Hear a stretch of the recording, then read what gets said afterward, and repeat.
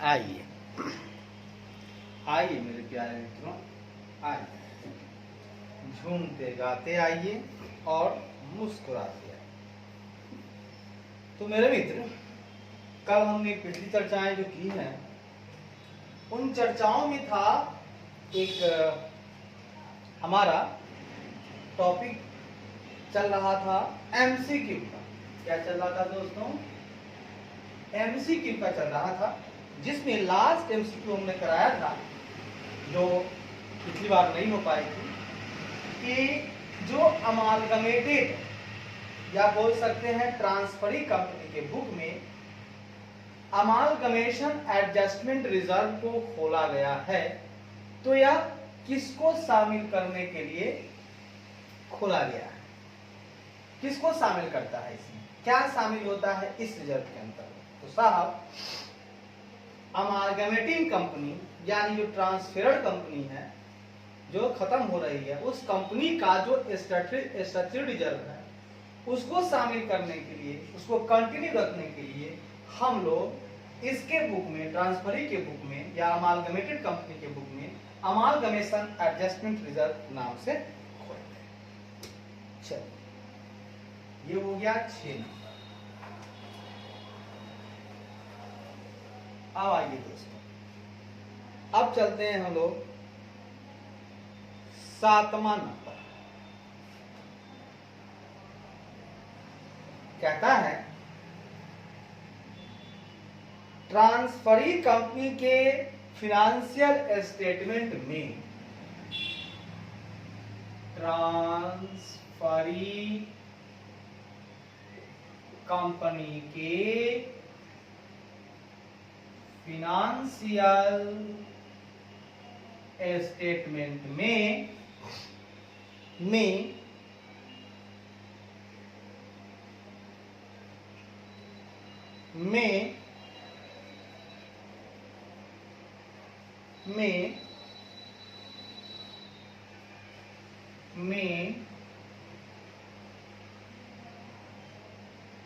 Amalgamation adjustment reserve कैसे present किया जाता है?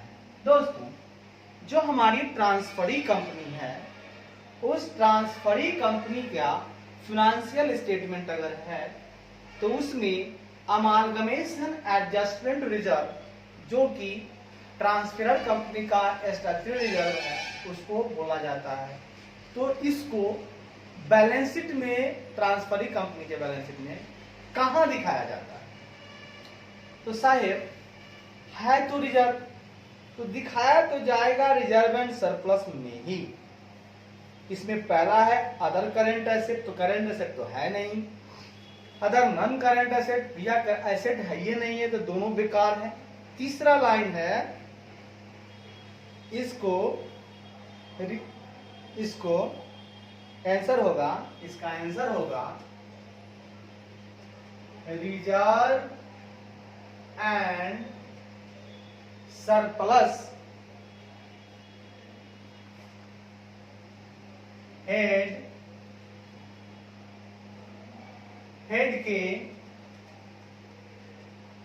के अंतर्गत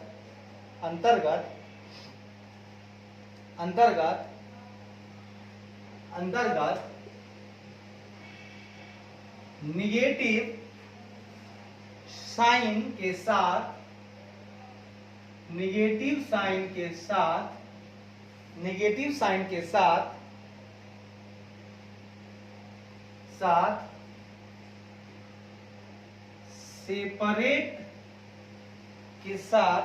सेपरेट लाइन आइटम के रूप में प्रेजेंट किया जाता है। मतलब ट्रांसफरी कंपनी के रिजर्व एंड सरप्लस हेड के अंतर्गत निगेटिव साइन के साथ एक सेपरेट लाइन आइटम के रूप में प्रेजेंट किया जाता है। भैया यह एक सेपरेट लाइन आइटम है, लिखाएगा रिजर्व एंड सरप्लस में ही, बट इसमें एक निगेटिव साइन दे दिया जाएगा। क्या दिया जाएगा, एक निगेटिव साइन दिया जाएगा। चलिए बहुत बढ़िया, बहुत बढ़िया, आगे बढ़िए। 8वां नंबर कहता है a company into which the vendor company is merged call, मतलब कहता है एक कंपनी जिसमें वेंडर कंपनी को मर्ज कर दिया जाता है, एक ऐसी कंपनी जिसमें वेंडर या ट्रांसफेरर कंपनी को मर्ज किया गया है, उसे क्या कहा जाता है दोस्तों।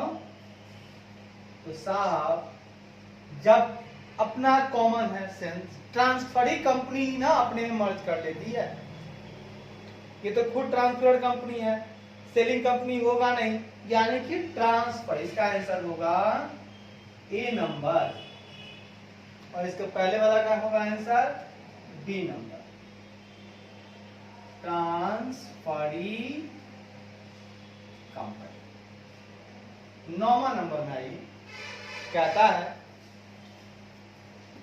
अगर ट्रांसफेरर कंपनी के नेट एसेट, अगर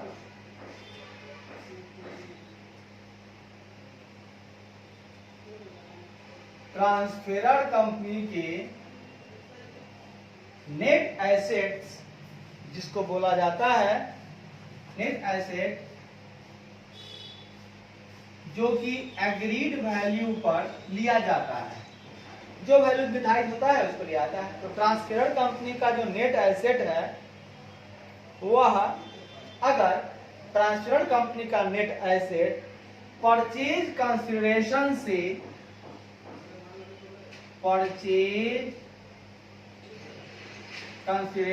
से ज्यादा हो, मतलब एसेट ज्यादा आता है, पीसी कम जाता है, तो कैपिटल रिजर्व जाता है, तो इस डिफरेंस को, तो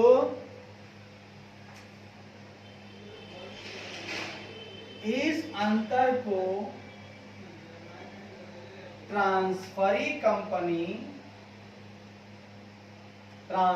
कंपनी के बुक में किस प्रकार में, किस नाम से रिकॉर्ड किया जाएगा। तो दोस्तों सुनिएगा, अगर पीसी ज्यादा है ना, तो ये क्या बोलेगा, सॉरी नेट एसेट ज्यादा है ना, तो बैलेंसिंग फिगर जो आएगा उसको ये क्या बोलेगा, सॉरी लिखा होगा, हमने मिस्टेक कर दिया, if purchase consideration is more than net asset, net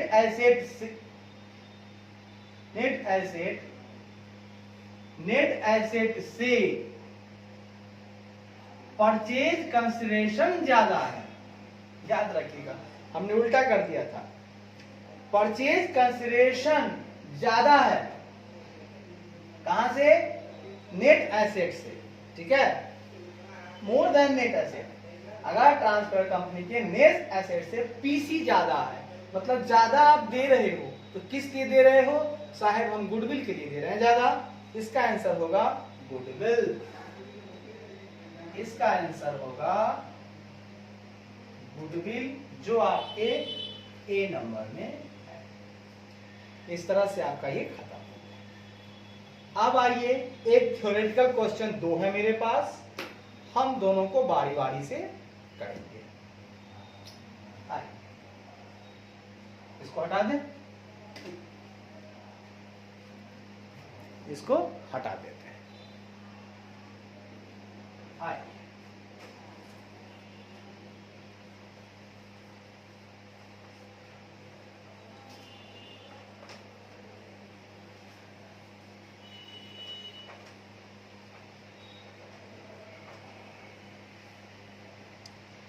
देखिएगा,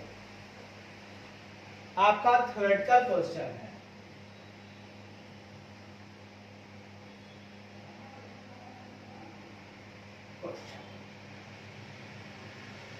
क्वेश्चन नंबर 1 कहता है, वे क्या शर्तें हैं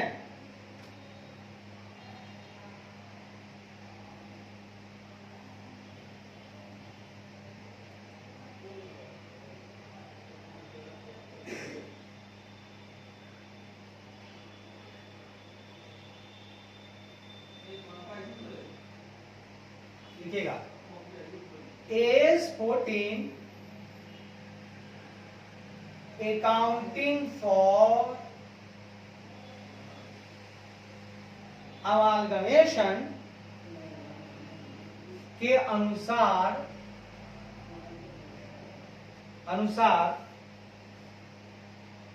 वे कौन सी शर्तें हैं अनुसार वह कौन सी शर्तें हैं जिसे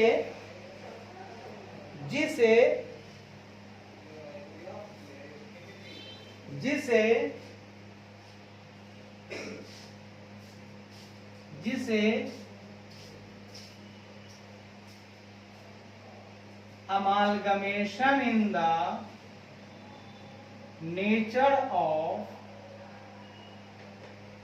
merger होने के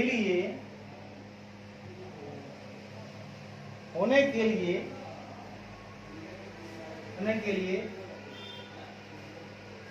satisfied होना बहुत जरूरी कहता है। आखिर वे कौन सी शर्तें हैं? एस 14 अकाउंटिंग फॉर अमालगमेशन के लिए बना हुआ है, उनके अनुसार वह कौन सी शर्तें हैं जिसका पूरा होना बहुत जरूरी है। अगर amalgamation in the nature of merger वाली बात है तो ये कंडीशन होगा पूरा, तभी amalgamation in the nature of merger होगा। तो आइए इसका जवाब हम ढूंढते हैं। जवाब मेरे बुक में लिखा हुआ है, नेचर ऑफ मर्जर।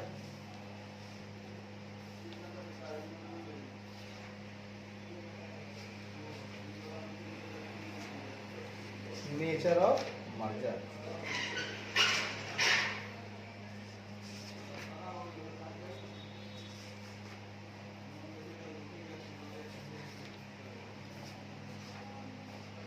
आई।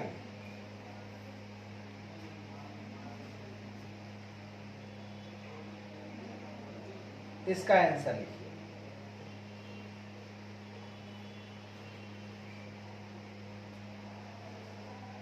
इसका जवाब पाने के लिए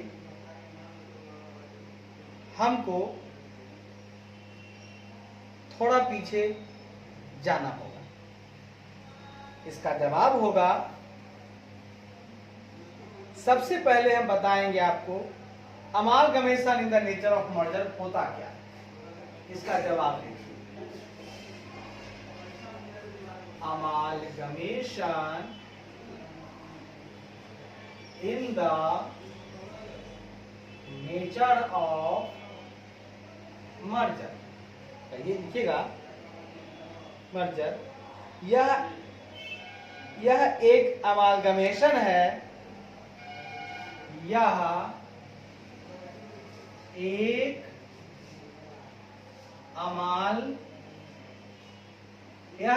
अमालगमेशन है जहां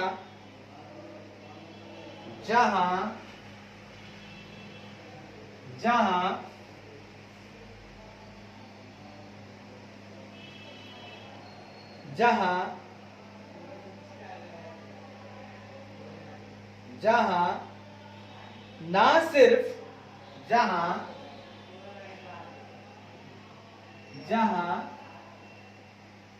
न सिर्फ ट्रांसफेरर और ट्रांसफरी कंपनी के, जहां न सिर्फ ट्रांसफेरर तथा ट्रांसफरी कंपनी के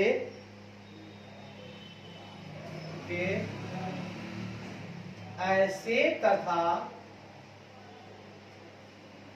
लायबिलिटीज का जेन्युइन मतलब वास्तविक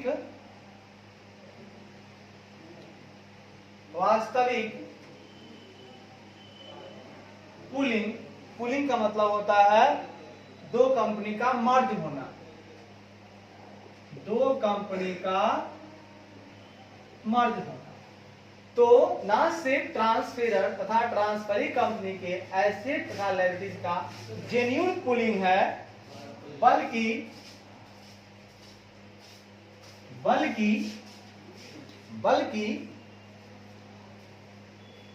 शेयर होल्डर इंटरेस्ट का भी, ठीक है, बल्कि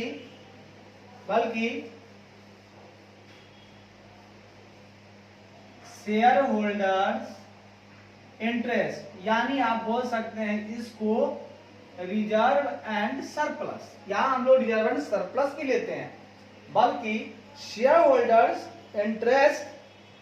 इंटरेस्ट का भी और कंपनी के और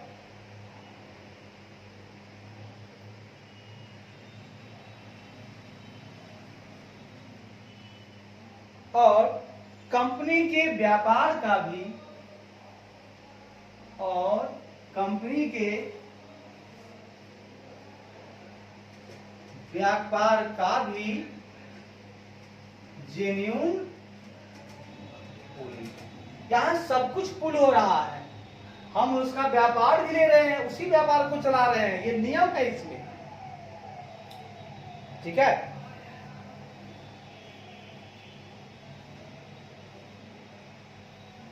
कहता है ऐसे अमालगमेशन का अकाउंटिंग ट्रीटमेंट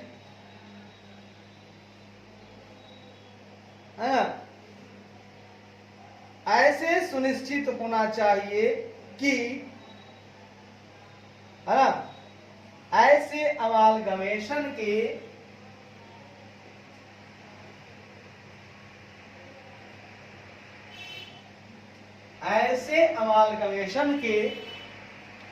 अकाउंटिंग ट्रीटमेंट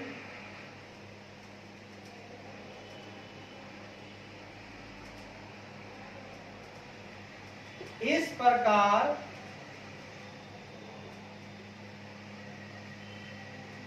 सुनिश्चित होना चाहिए कि, ऐसे अमालगमेशन में के अकाउंटिंग ट्रीटमेंट इस प्रकार सुनिश्चित होने चाहिए कि the resultant figure of asset, liabilities, capital and reserve more or less, कम या ज्यादा, represent the sum of respective figure of the transferor and transferee company.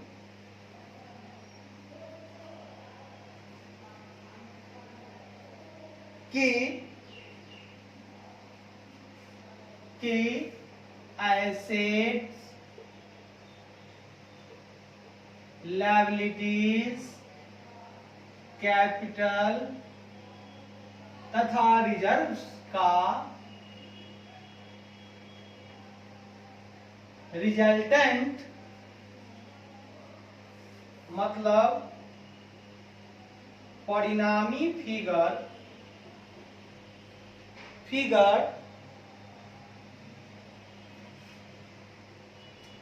कम या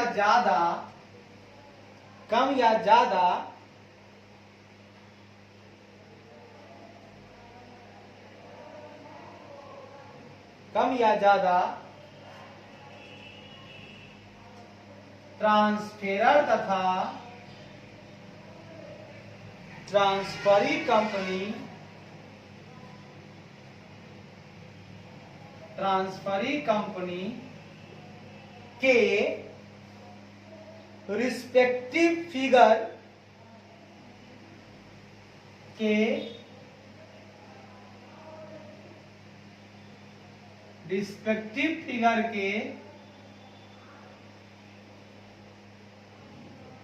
सम को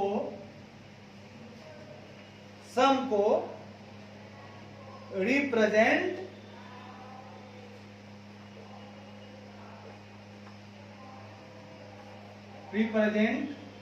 करें। ये क्या कह दिया सुनिएगा। ये कहता है कि ऐसे अमालगमेशन के जो अकाउंटिंग ट्रीटमेंट है शुड इंश्योर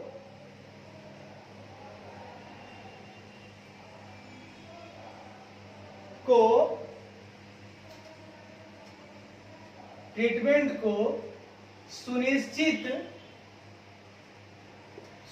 करना चाहिए कि यह जो अमालगमेशन का अकाउंटिंग ट्रीटमेंट हो रहा है उसको यह सुनिश्चित करना चाहिए कि जो एसेट है, लायबिलिटीज है, कैपिटल है, रिजर्व है, वो कम या ज्यादा रिप्रेजेंट करते हैं सम ऑफ रिस्पेक्टिव फिगर। ये सम मतलब टोटल या कुल को, मतलब जो टोटल होगा उस टोटल को रिप्रेजेंट करना चाहिए।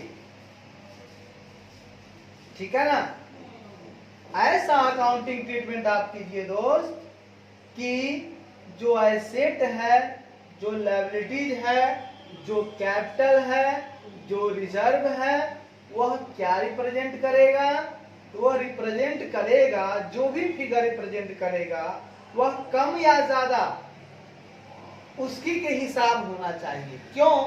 क्योंकि इसमें क्या होता है कि एसेट लायबिलिटीज को बुक वैल्यू पे लेना है, तो जो भी इसका होगा तो अकाउंटिंग ट्रीटमेंट करते वक्त साहेब हमको वही अमाउंट तो लेना है, तो थोड़ा मोड़ा का अंतर आएगा, बाकी बात आपको सेम ही उतरेगा दोनों का। जो ठीक है, दोनों का एसेट सेम, दोनों का लायबिलिटीज सेम, दोनों का कैपिटल सेम। दोनों सेम का मतलब क्या? जो फिगर दिया हुआ है उसका वही फिगर हम अकाउंटिंग करते वक्त ले रहे हैं, तो सेम ही हुआ, हल्का फुल्का चेंज चलेगा। अब सुनिएगा, एस 14 के पारा 3E के अनुसार, है ना,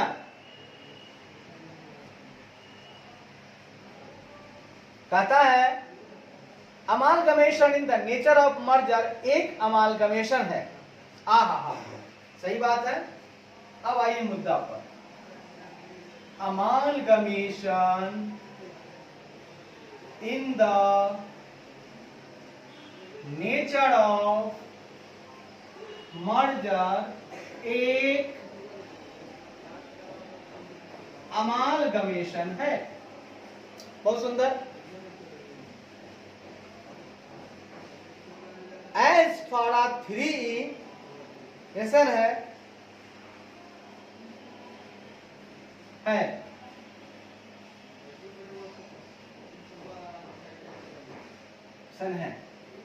अमालगमेशन है। एस 14 के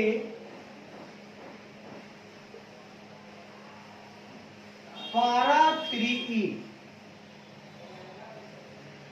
मगर एस 14 के पारा 3E के अनुसार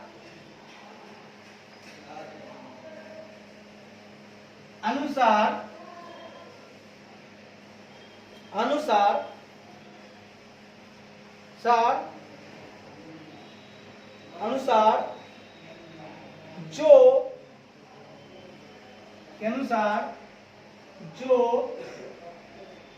नीचे लिखे कंडीशन को नीचे लिखे सभी कंडीशन को याद रखिएगा, एक नहीं, एक भी गड़बड़ा गया तो गड़बड़ा जाएगा, सभी कंडीशन को सेटिस्फाइड कर सके। अगर amalgamation in the nature of merger एक अमालगमेशन है AS14 के मगर AS14 के पारा 3 के अनुसार, है ना, उसे नीचे लिखे सभी कंडीशन को सेटिस्फाइड करना होगा। यानी अगर ये सेटिस्फाइड कर लेगा तभी इसको हम नेचर ऑफ मर्जर मानेंगे, अगर सेटिस्फाइड नहीं करेगा मित्र तो उसे नेचर ऑफ मर्जर हम नहीं मानेंगे। हमारे पास पूरे 5 कंडीशन है, ठीक है, पूरे 5 कंडीशन। इसमें से लिख लीजिए, अगर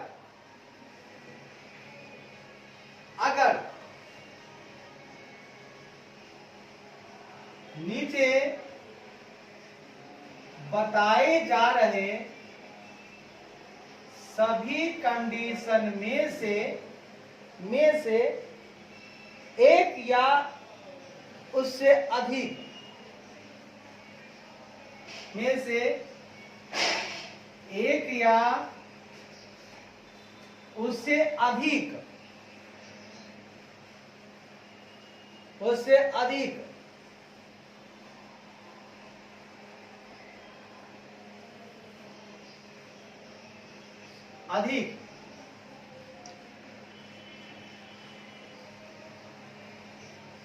कंडीशन को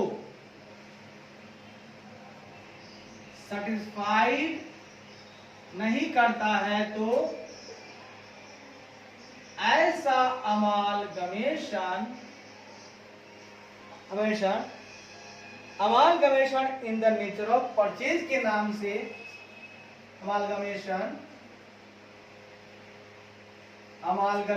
in the nature of purchase के नाम से जाना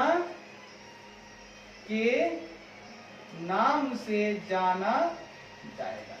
तो दोस्तों ये बात आप जान लो कान खोलकर कि अगर अमालगमेशन में एक भी कंडीशन पूरा नहीं हुआ या उससे अधिक भी नहीं हुआ, वो बन जाएगा क्या, amalgamation in the nature of purchase वाला। तो अब जरा सा आपको हम पूरा कंडीशन 1 बाय 1 बता दें, एकदम प्यार मोहब्बत से बने रहिएगा। आइए 1 बाय 1 कंडीशन चलते हैं। कंडीशन नंबर 1 सुनिएगा, गौर से सुनिएगा। कंडीशन नंबर 1 कहता है ट्रांसफेरर कंपनी का सभी एसेट और लायबिलिटीज, कहता है ट्रांसफेरर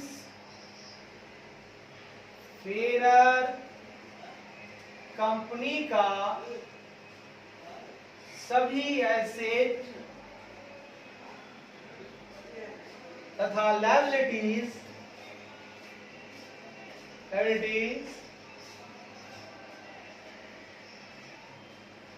अमालगमेशन के बाद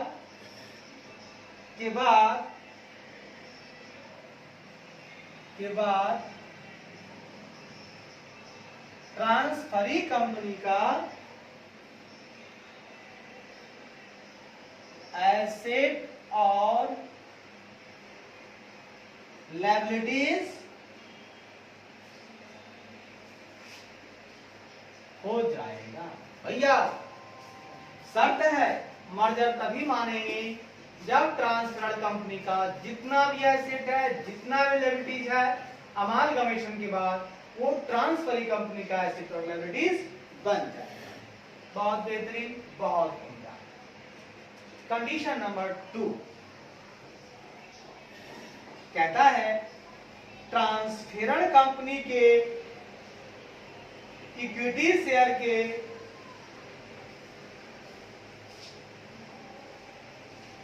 सुनिएगा,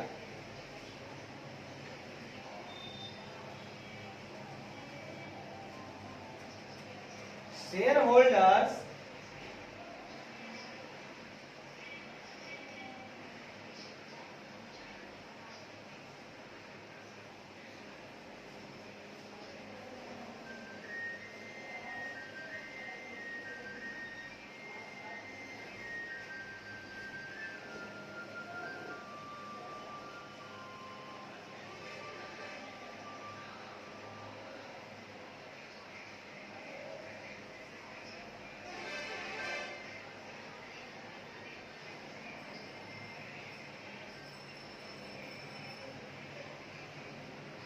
शेयर होल्डर्स को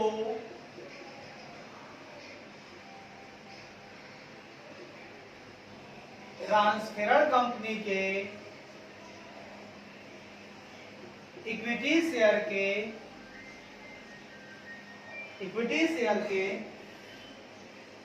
फेस वैल्यू का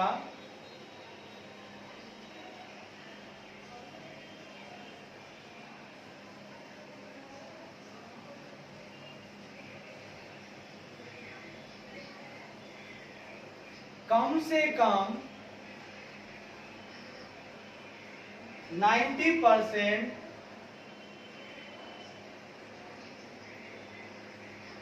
शेयर को होल्ड करना होगा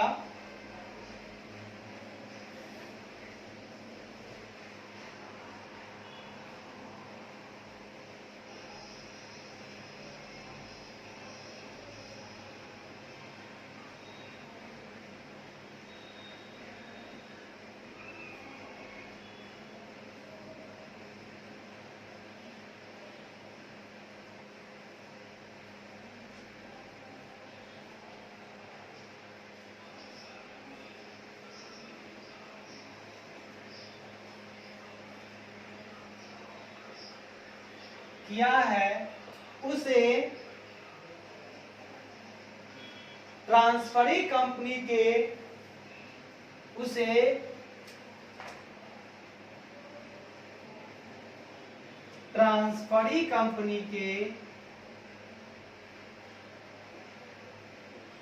शेयर होल्डर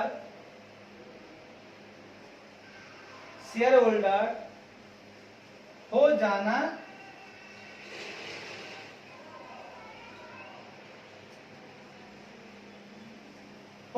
चाहिए।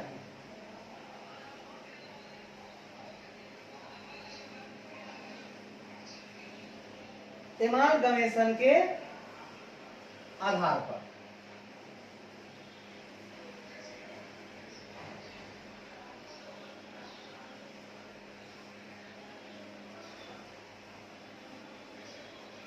यहाँ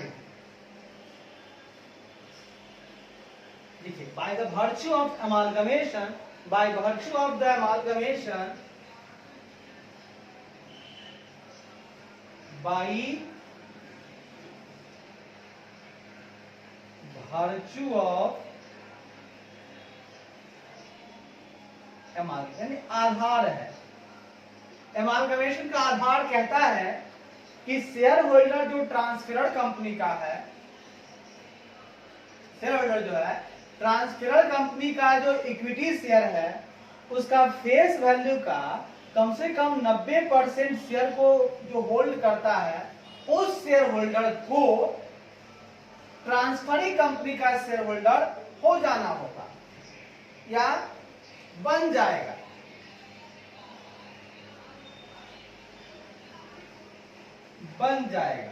ठीक है, लेकिन याद रखिएगा कुछ को छोड़कर, है ना,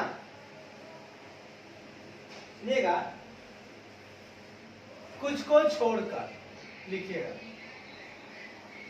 कुछ को छोड़कर, जो ऑलरेडी बन गया उसको छोड़कर, कुछ को छोड़कर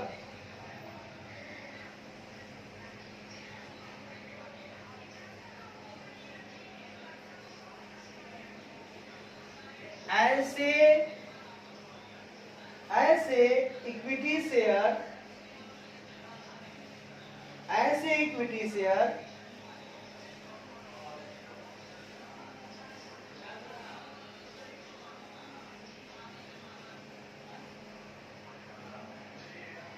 जो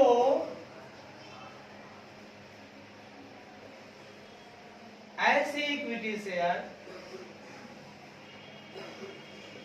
ऐसे लिखे ना, इसको छोड़कर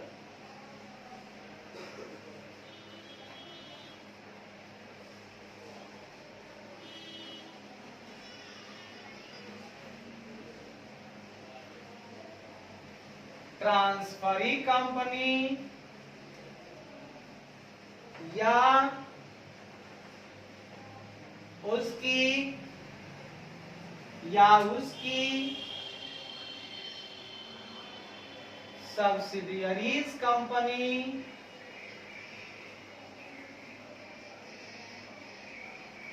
या उनकी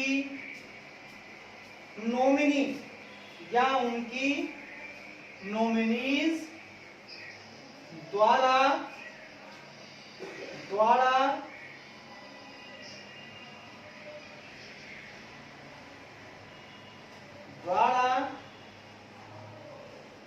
अमालगमेशन के तुरंत पहले के द्वारा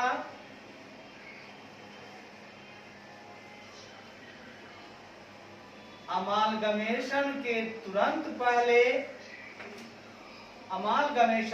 तुरंत पहले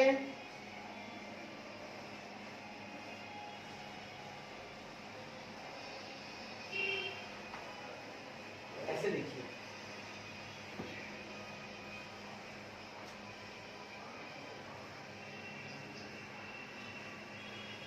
ऐसे इक्विटी शेयर्स जो ट्रांसफरी कंपनी या उसकी सब्सिडियरी कंपनी या उनकी नॉमिनी कंपनी द्वारा अमालगमेशन के तुरंत पहले ऑलरेडी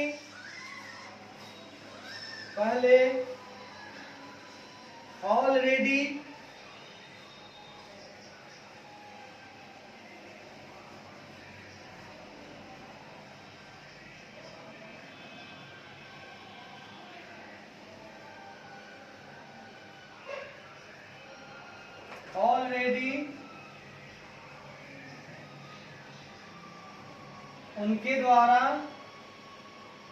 हेल्ड कर लिया गया हो। सुनिएगा, कहता है ना कि कुछ को छोड़कर, मतलब अगर ट्रांसफरी कंपनी या उसकी सब्सिडी कंपनी या उनकी नॉमिनी द्वारा एमालगमेशन के तुरंत पहले अगर इक्विटी शेयर को अपने में हेल्ड कर लिया गया हो, पहले इक्विटी शेयर को ऑलरेडी उनके द्वारा हेल्ड कर लिया गया है, उसको छोड़ दीजिए, वो 90% में नहीं आएंगे।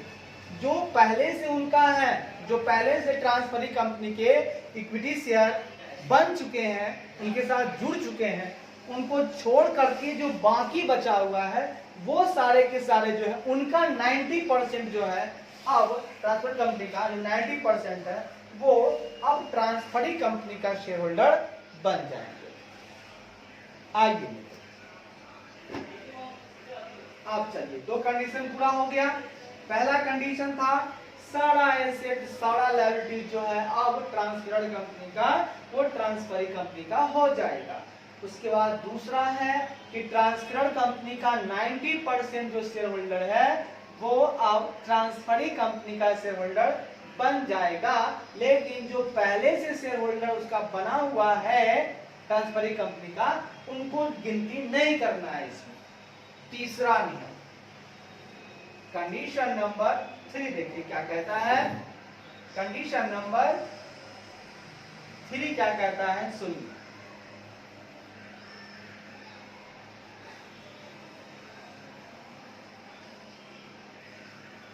ट्रांसफर कंपनी के वैसे इक्विटी शेयर होल्डर द्वारा ट्रांसफर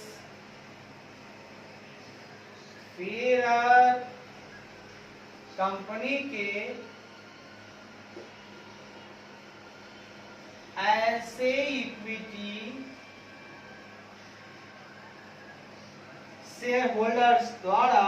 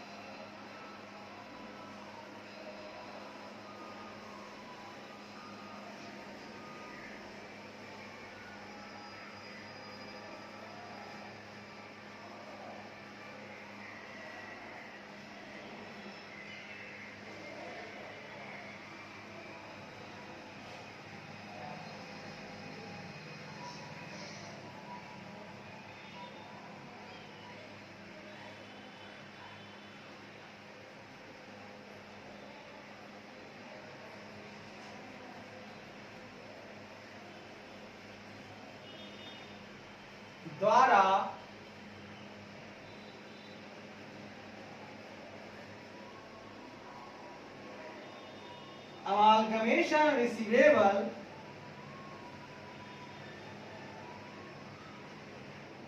के लिए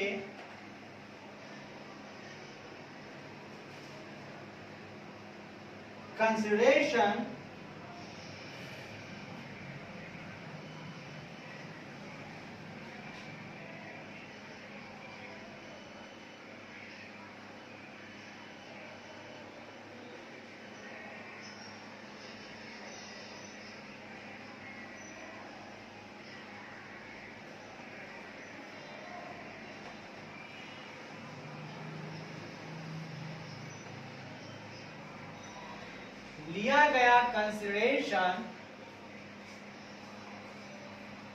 लिया गया कंसिडरेशन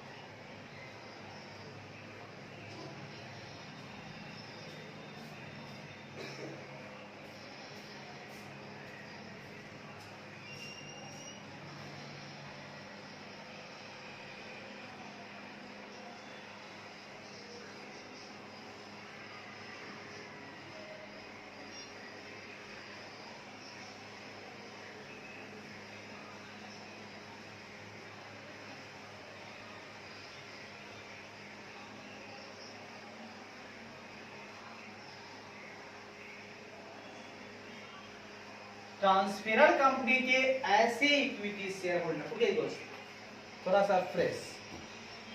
तीसरा कंडीशन हम दोबारा कराते हैं, एक सेकेंड लाइन पे रहिए। तीसरा कंडीशन, एक मिनट लाइन पे रहिए।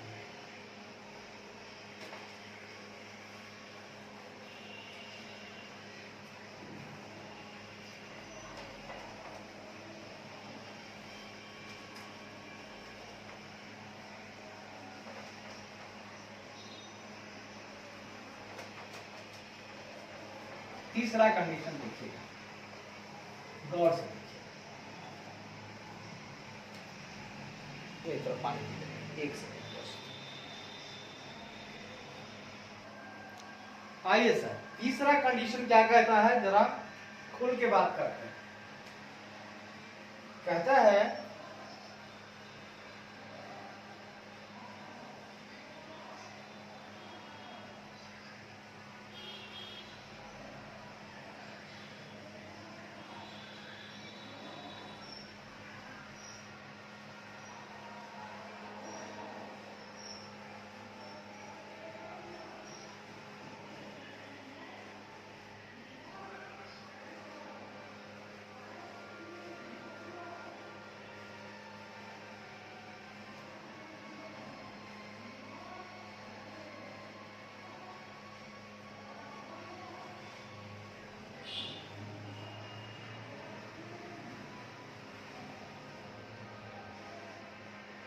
आर ट्रांसफेरर कंपनी के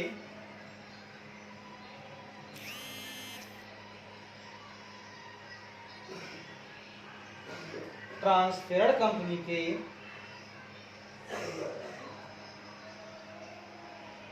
ट्रांसफेरर कंपनी के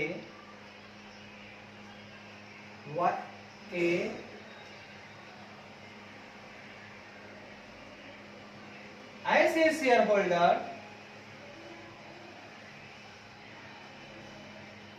के वे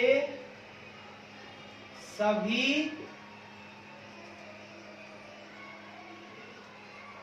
इक्विटी शेयर होल्डर जो जो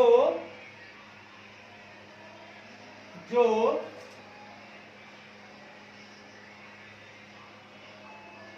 अमालगमेशन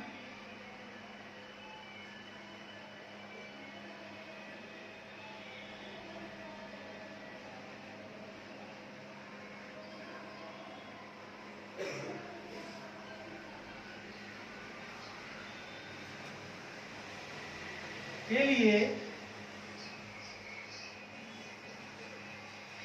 के कंसिडरेशन के लिए के कंसिडरेशन के लिए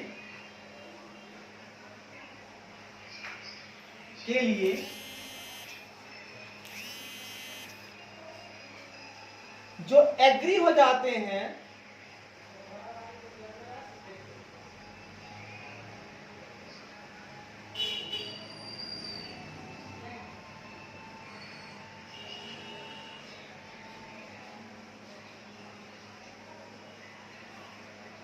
के लिए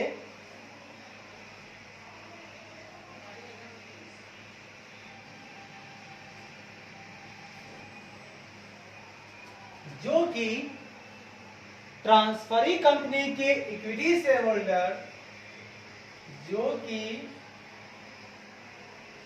ट्रांसफरी कंपनी के इक्विटी शेयर होल्डर्स हो जाने के लिए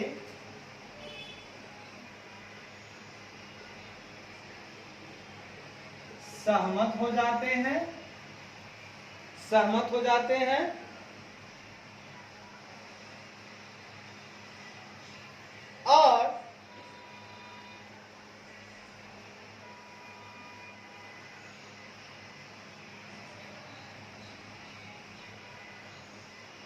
और ट्रांसफरी कंपनी द्वारा तथा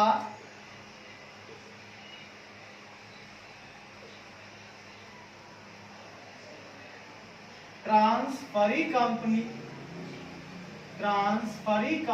द्वारा पूरी रूप से डिस्चार्ज किया जाता है पूरी तरह से equity share in transferring company shares in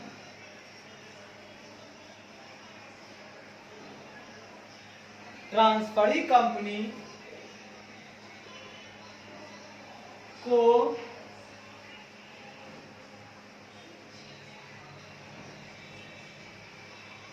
issued करके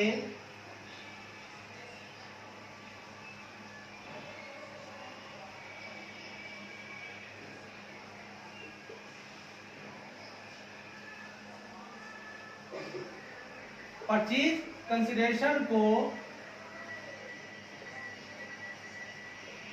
डिस्चार्ज किया जाता है उसके लिए भी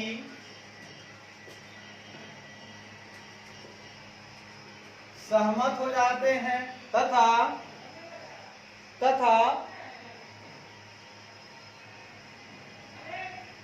सिर्फ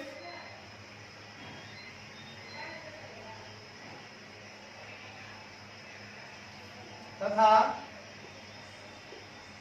सिर्फ उन्हें कैश पीसी के रूप में दिया जाएगा,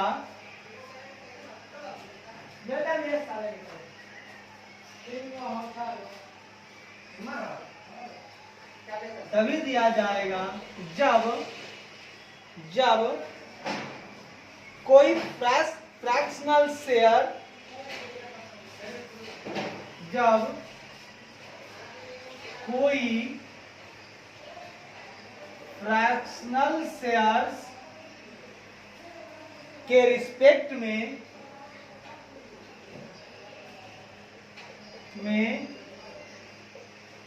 पेड करना हो, इसके लिए भी सहमत हो जाते हैं। मेरा कहना है दोस्तों कि जो ट्रांसफरेड कंपनी का जो इक्विटी शेयर होल्डर है वो अब सहमत हो जाता है कि मैं ट्रांसफरेड कंपनी का इक्विटी शेयर होल्डर बन जाऊंगा और अमालगमेशन रिसीवेबल के कंसिडरेशन के लिए, ठीक, यानी कि अमालगमेशन जब हो रहा है तो उसमें जो प्राप्ति होगी उस रिसीवेबल, है ना,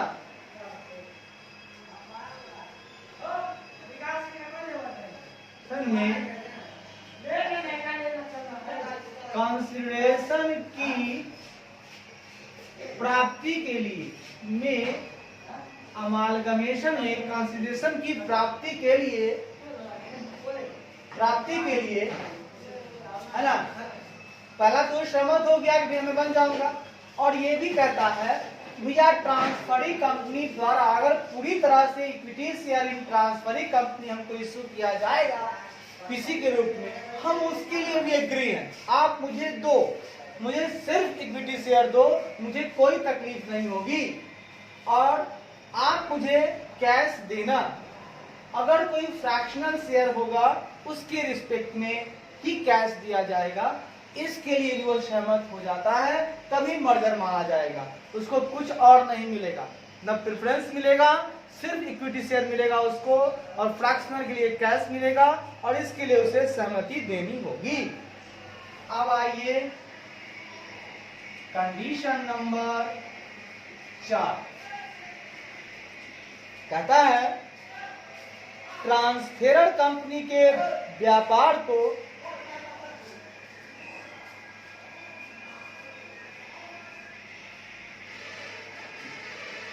लीजिएगा अमालगमेशन के पश्चात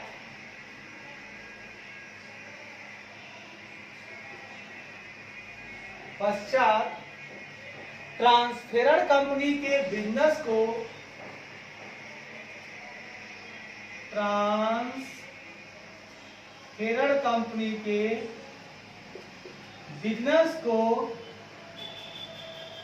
ट्रांसफरी कंपनी द्वारा जारी रखने का इरादा होना चाहिए,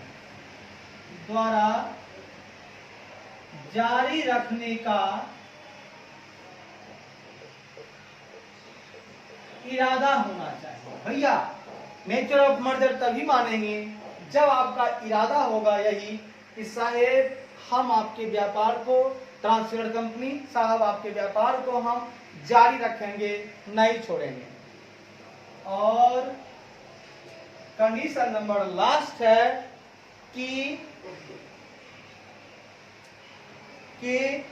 ट्रांसफेरर कंपनी के एसेट तथा लायबिलिटीज के बुक वैल्यू में कोई भी एडजस्टमेंट करने का इरादा नहीं होना चाहिए।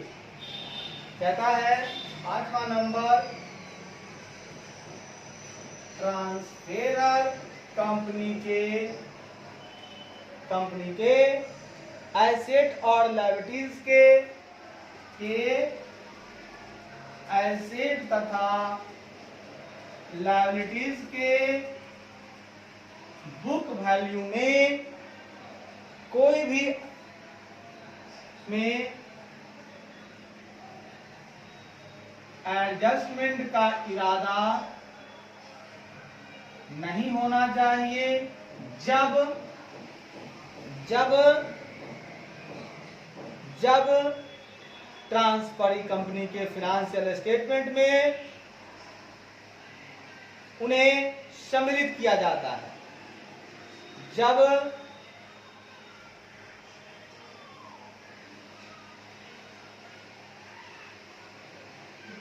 आइए जब इन्हें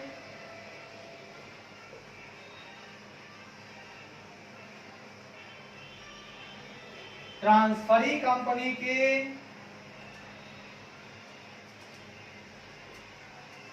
फाइनेंशियल स्टेटमेंट में इनकॉर्पोरेट मतलब सम्मिलित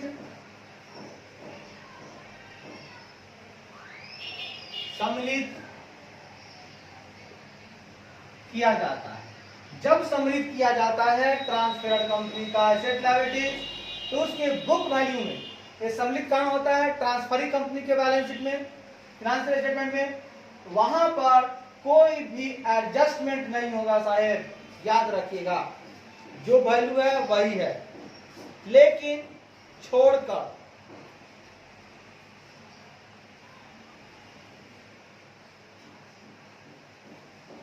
परंतु अकाउंटिंग पॉलिसी की इन्फॉर्मिटी को लेते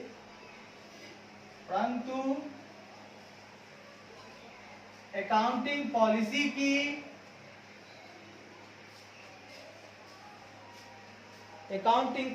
की यूनिफॉर्मिटी मतलब एक रूपता को बनाए रखने के लिए एडजस्टमेंट किया जा सकता है। भैया थोड़ा सा एडजस्टमेंट आप कर सकते हो यदि अकाउंटिंग पॉलिसी में इन्फॉर्मिटी चाहते हो। साहब उनका अकाउंटिंग पॉलिसी कुछ और चल रहा था, आप कुछ और, अब दोनों को एक हो रहा है तो कोई ना कोई एक तो लेना पड़ेगा। आप ट्रांसफरी कंपनी का ही लीजिएगा, क्योंकि हम आपको अपने मिला रहे हैं तो आप मेरा वाला ही लीजिएगा, ठीक है। एग्जाम्पल, अगर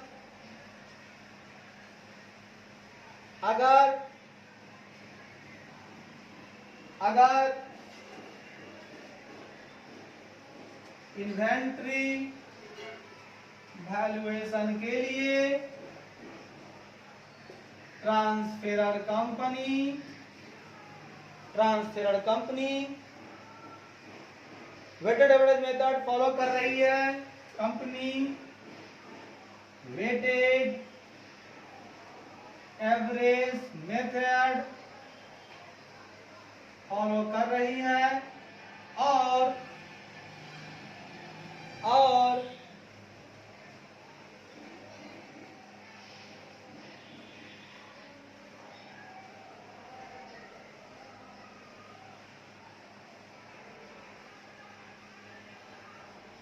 ट्रांसफरी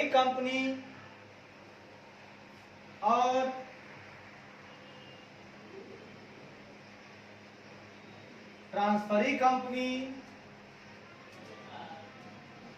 फीफो मेथड फॉलो कर रही है, तो इस हालात में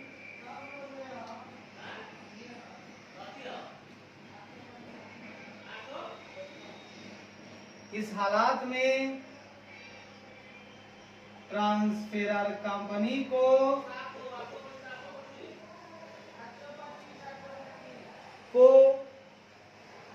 इन्वेंट्री वैल्यूएशन के लिए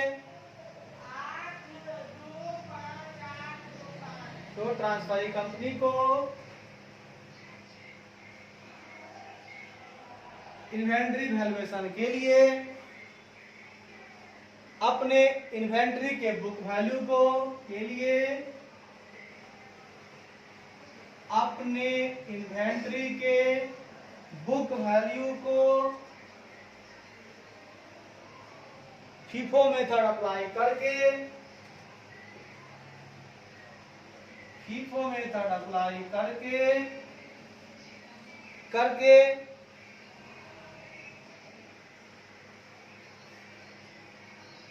उसे रिवाइज करना होगा। ठीक है, अब चूंकि वो मान रहा है ट्रांसफर फीफो है ना भाई, तो आपको ही फीफो करना होगा। आप उससे घर जा रहे हैं ना, लड़की जाती है लड़के की घर ना, तो लड़के के हिसाब से चलना पड़ता है ना साहब। तो यहाँ पर वही बात है, आप ट्रांसफेरर हो, ट्रांसफरी के यहाँ गए हो, तो जरा उसका बात मानना होगा ना साहब। इस तरह से इस क्वेश्चन का आंसर आपको यहाँ मिल गया। चलिए दूसरा क्वेश्चन कहता है दोस्तों, 5 समझ में आ गया। अब क्वेश्चन नंबर 2 अभी खत्म ही कर लेते हैं, दोनों क्वेश्चन खत्म हो जाएगा तो अच्छा लगेगा मुझे।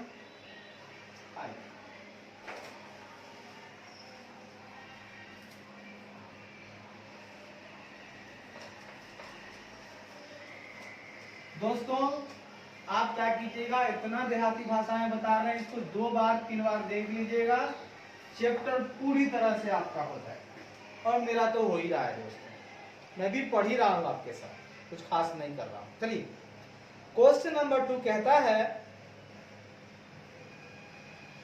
कि अमालगमेशन से संबंधित ट्रांजैक्शंस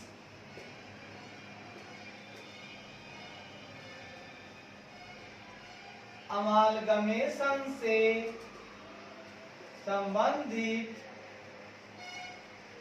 ट्रांजैक्शंस के रिकॉर्डिंग का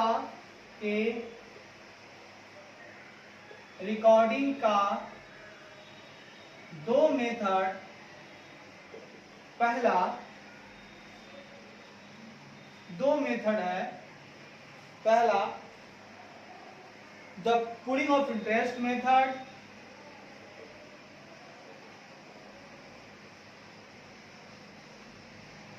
तथा दूसरा है purchase method.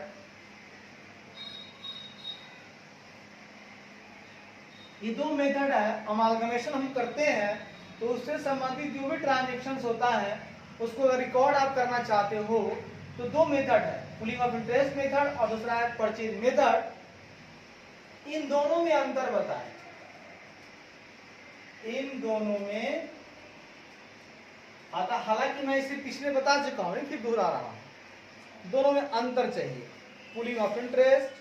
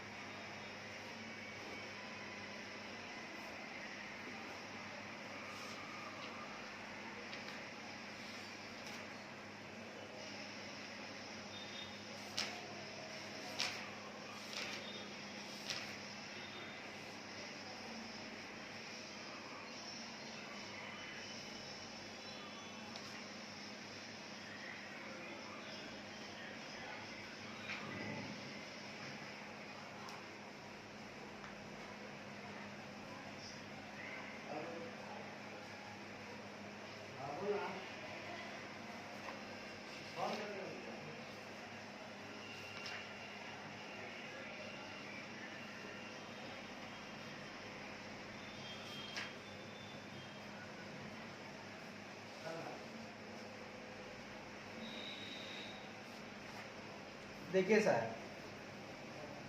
Pulling of interest में से समझ लेते हैं पहले।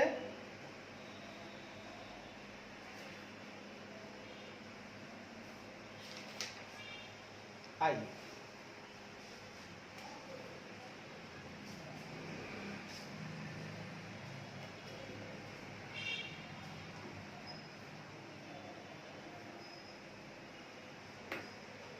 दो मेथड है, 2 पार्ट में कर लेता हूं, सुनिए।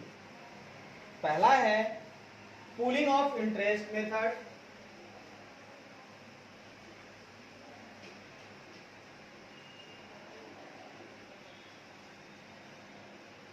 दूसरा है आपका परचेज मेथड।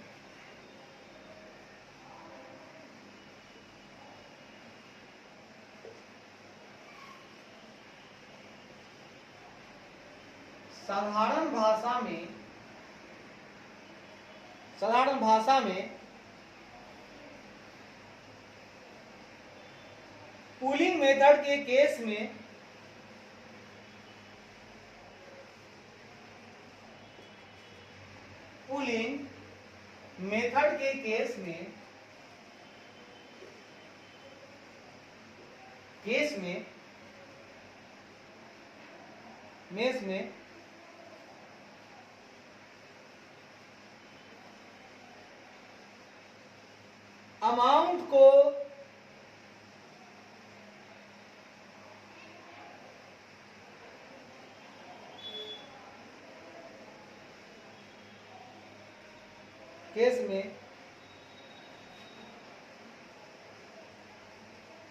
अमाउंट को रिजर्व के अगेंस्ट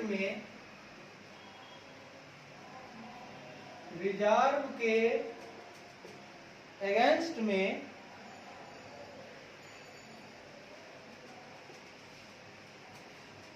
एडजस्ट करना होगा। इन्हें निम्नलिखित तीन स्टेप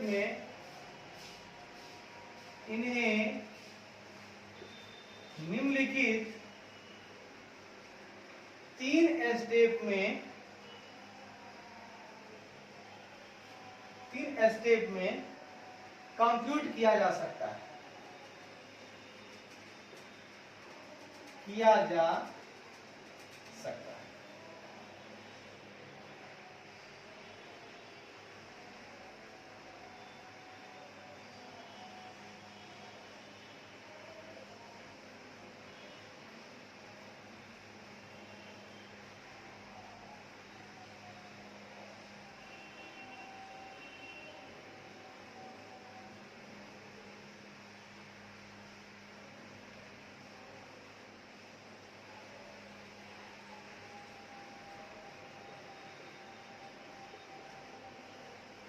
साधारण भाषा में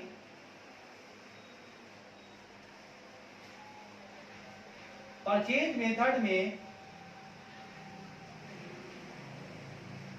केस में अमाउंट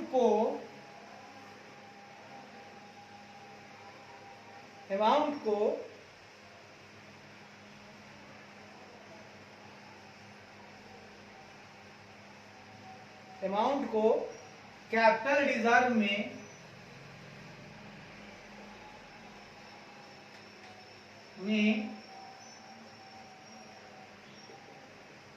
ट्रांसफर किया जाएगा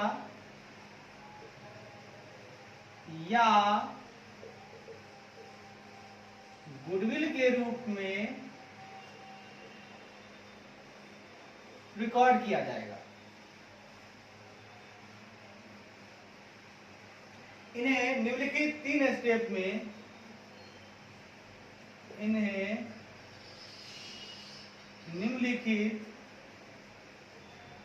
स्टेप में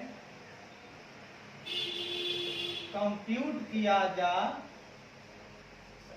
सुनिएगा, इनमें होता क्या है, परचेज मेथड में हम जो भी एसेट लेते हैं, जो भी लायबिलिटीज को लेते हैं, ठीक है, वैसे तो एग्जिस्टिंग कैरिंग अमाउंट पे उसको लिया जाएगा ट्रांसफरी कंपनी द्वारा, ठीक है।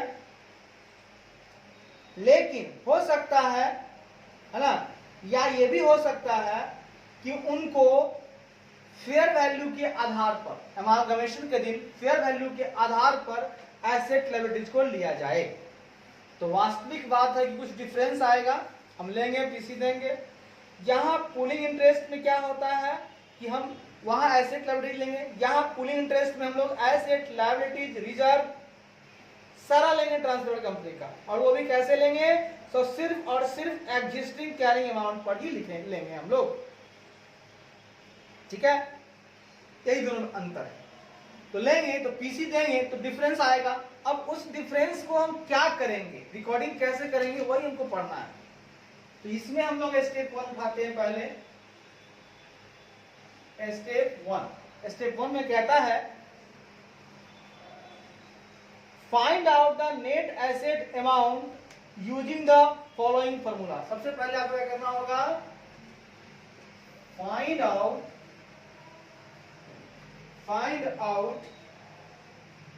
सॉरी हम इसका बोल रहे हैं, इसको छोड़िए, पहले इसका स्टेप 1 लीजिए। Step 1, find out the net asset, find out the net assets amount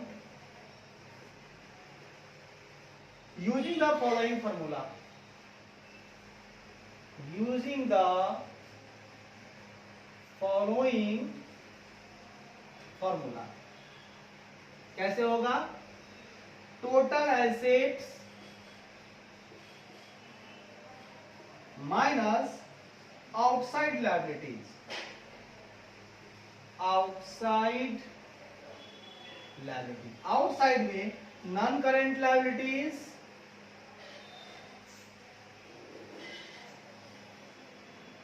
plus current liabilities दोनों आएगा। ठीक है, अब आइए स्टेप नंबर 2, कंप्यूट करना होगा आपको, compute the purchase consideration using any of the method, using any of the method,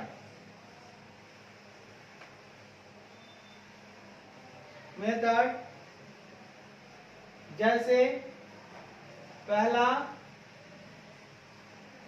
lump sum method, दूसरा नेट एसेट मेथड, तीसरा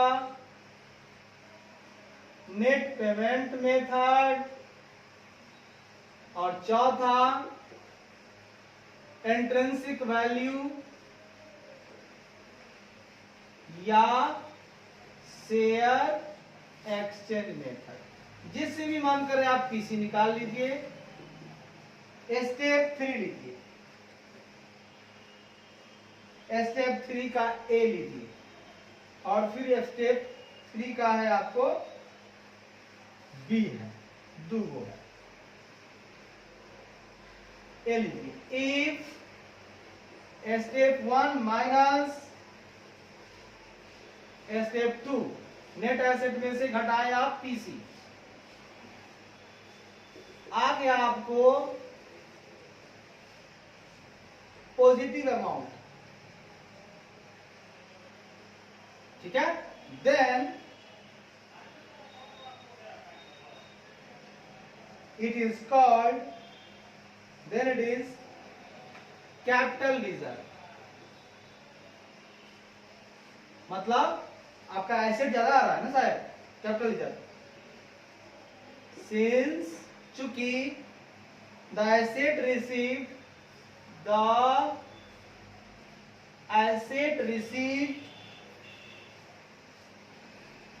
more than the amount paid as purchase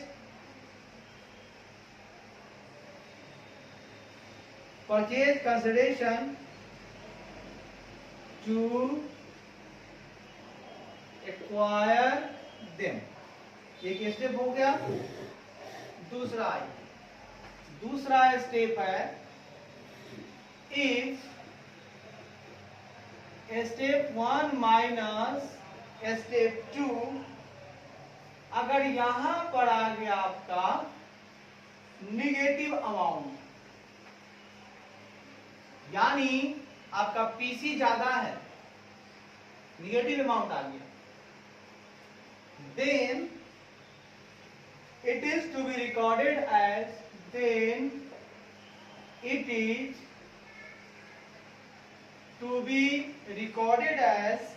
goodwill. इसको हम लोग गुडविल करेंगे। ये हो जाएगा हमारा इंटेंजिबल एसेट्स, निगेटिव आ गया, ठीक है।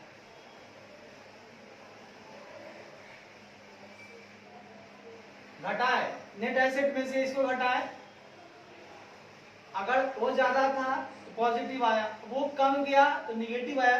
पीसी आप दे रहे हो तो गुडविल के लिए दे रहे हो, गुडविल सिंस चूंकि द अमाउंट पेड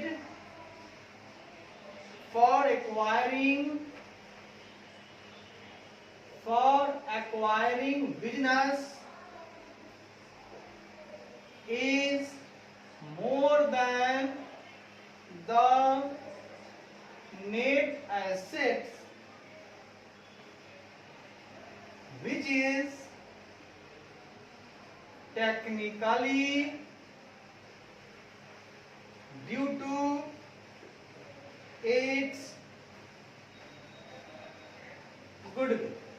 चलिए खत्म हो गया। यहां आइए, हमें स्टेप 1 यहां उठाना है। यहां क्या होगा, आपको क्या करना होगा, ट्रांसफरिंग कंपनी आपको कुछ दिया होगा।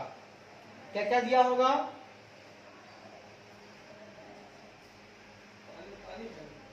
Equity share capital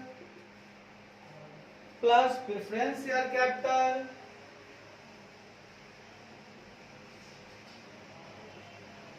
plus preference share capital issued plus any other additional consideration plus any other additional consideration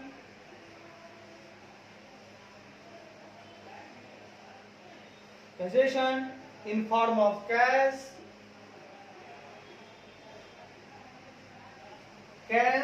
plus cash and other assets, cash and other assets by transferring company, by the transfer. दोस्तों transferring company जो कुछ भी दिया होगा सबको जोड़ डालो, सबको जोड़ डालो, स्टेप 1 हो जाएगा और यही आपका क्या हो जाएगा, पीसी। पीसी आप दिए, आप उसको स्टेप 2 निकालेंगे। एग्जिस्टिंग इक्विटी शेयर कैपिटल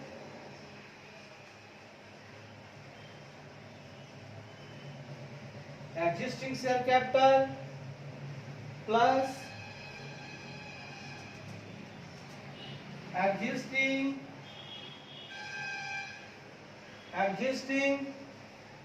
यहां पर इक्विटी लगा दीजिएगा, existing preference share capital in the books of transferred company, in the books of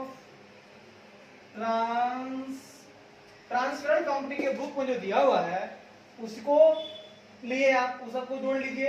अच्छा आपने दिया है, ट्रांसफर कंपनी जो दिया है उन सारे को ऐड कर लेंगे और स्टेप 3 उठाएंगे। स्टेप 1 माइनस स्टेप 2 और जो कुछ भी आएगा नीचे ऊपर कम ज्यादा, amount to be adjusted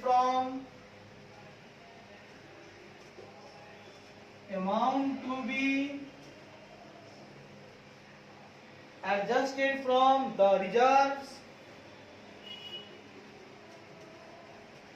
reserves of transferred company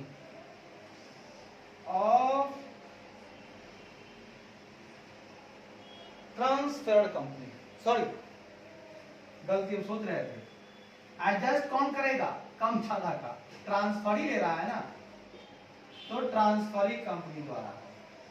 good, कहता है amount to be adjusted from the reserves of transferring company. इस बात को एकदम दिमाग में बैठा लीजिएगा, एडजस्ट कहां से करेंगे साहेब, ट्रांसफरिंग कंपनी। यही दोनों मेथड है अकाउंटिंग का, इसको आप गौर से समझ लीजिए, देख लीजिए। फिर से हम बता देते हैं आपको, ठीक है। सुनिए, हम कहना चाहते हैं यही बात कि पूलिंग ऑफ इंटरेस्ट मेथड में आपको निकालना है 3 स्टेप।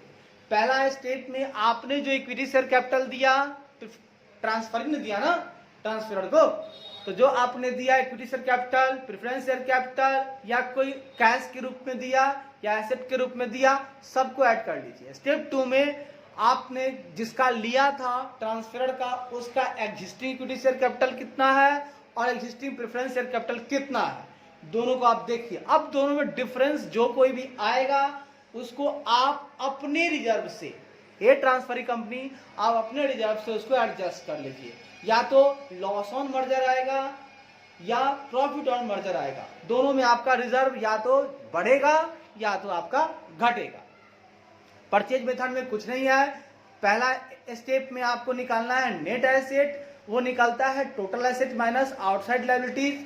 फिर स्टेप 2 में आपको निकालना होगा पीसी, वहां पीसी की जरूरत नहीं है, आप पीसी निकालना पड़ेगा, वो देने वाला दिया रहता है, क्या क्या देना है समझिएगा। मर्जर मेथड है पुलिंग ऑफ इंटरेस्ट। आप स्टेप 2 में परचेज मेथड पीसी निकाल लीजिएगा, चाहे लमसम मेथड से निकालिए, नेट एसेट मेथड से निकालिए, नेट पेमेंट मेथड से निकालिए, इंट्रिंसिक वैल्यू जैसा रहेगा दिया हुआ आपका एडजस्टमेंट बाहर में एक्स्ट्रा वाला दिया जाता है, वहां से निकालिएगा देख करके। फिर स्टेप 3 में आप घटाइएगा। अगर आपने जो नेट एसेट निकाला अगर वो ज्यादा आ रहा है, पीसी कम जा रहा है, तो आपको कैपिटल रिजर्व हो जाएगा। और अगर नेट एसेट कम है और पीसी ज्यादा जा रहा है, पीसी ज्यादा जा रहा है तो गुडविल निकाल के दिखाइएगा। और अगर आपका, ठीक है, अगर आपका पीसी कम है, नेट एसेट ज्यादा आ रहा है तो कैपिटल रिजर्व। यही आपका मेथड है दोनों। इसको बोला जाता है पूलिंग ऑफ इंटरेस्ट मेथड और बोला जाता है दोस्तों परचेज मेथड। चलिए, धन्यवाद। अब अगली क्लास में हम लोग के पास कुछ शेष बचे हुए प्रैक्टिकल क्वेश्चन है, जो गिनती के हमारे पास हैं 4 क्वेश्चन। 4 क्वेश्चन होते ही हमारा चैप्टर हो जाएगा द एंड। एक दिन में 2 करेंगे, 2 क्लास में इसको भी हम लोग निपट लेंगे। तब हम लोग चलेंगे इंटरनल कंट्रोल पे। कहां चलेंगे दोस्तों? हम लोग चलेंगे इंटरनल रिकंस्ट्रक्शन पर। सॉरी, फटाफट करना है, तेजी में करना है। चलिए, धन्यवाद।